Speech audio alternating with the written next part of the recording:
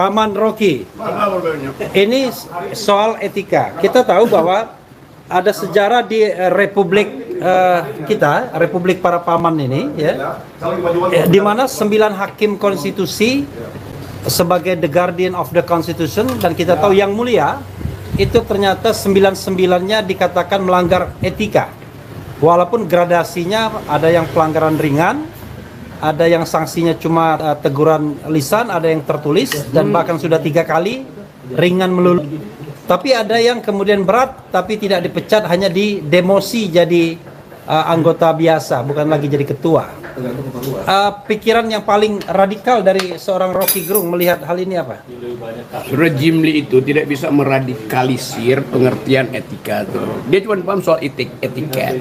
Etika itu melekat pada pribadi persona. Jadi bukan melekat pada jabatan. Jadi kalau jabatannya dicopot, seolah etika juga jadi bersih. Enggak. Yang mesti ditentukan secara dari awal bahwa seseorang itu moralnya buruk, itu intinya. Oke. Mau dia sebagai ketua MK, sebagai hakim, kalau ditetapkan moralnya buruknya, orangnya itu diangkut dari keranjang itu tuh. Jadi bukan diberhentikan sebagai ketua KPK atau sebagai ketua MK, macam-macam, diberhentikan sebagai manusia di dalam sistem itu intinya tuh.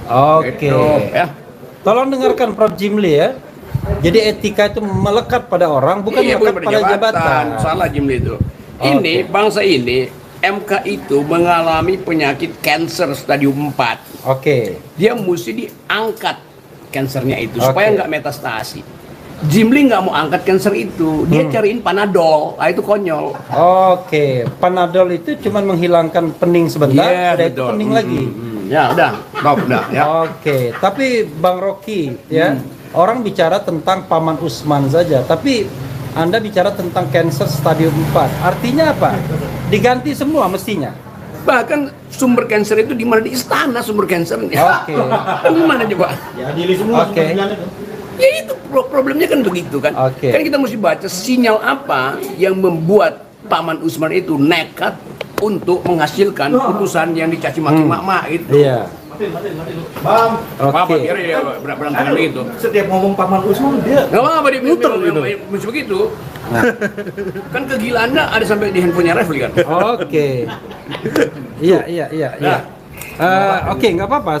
Yang penting suara tetap jelas ya. Suara di Paman Usman ini. Tapi yang jadi masalah adalah ada satu pernyataan yang luar biasa yang ditemukan oleh Majelis Kehormatan, yaitu untuk mengatakan pelanggaran berat salah satunya adalah karena Paman Usman membiarkan dirinya diintervensi. Emang itu kan Paman Usman itu menyediakan dirinya, bukan membiarkan, bahkan menyediakan dirinya. Iya, tapi pertanyaannya kalau kita bicara tentang ketatanegaraan, siapa yang mengintervensi? Lalu apa follow up dari dugaan bahwa ada pihak yang mengintervensi kekuasaan peradilan? Kan ini soal serius Bang Rocky, bukan soal main-main. Memang kan kita mesti lihat kenapa Paman Usman ini menyediakan dirinya untuk diintervensi. Kalau membiarkan dirinya diintervensi, oke, dia nggak punya kapasitas memang. Oke. Tapi dia menyediakan dirinya. Oh, jadi bahasanya terlalu halus. Halus kalau menyediakan diri intervensi itu hasil dari rapat makan malam bersama Presiden Jokowi. Ya itu dapatnya. Oke, ini bahasanya simbol semua, tetapi memang lalu harusnya kan ini kita serius ketatanegaraan. Jadi menurut Anda artinya kita bicara tentang proses misalnya impeachment, pemakzulan atau bukan misalnya angket. cuma itu dasarnya tuh. Oke. Jadi apapun fasilitas ketatanegaraan, fasilitas hukum tetap mesti dibongkar sumber kansernya itu di mana tuh. Oke. Dan itu pasti di meja makan. Kan nggak mungkin sumber kansernya itu sekedar di kaleng kongguan kan, nggak bisa. Oke.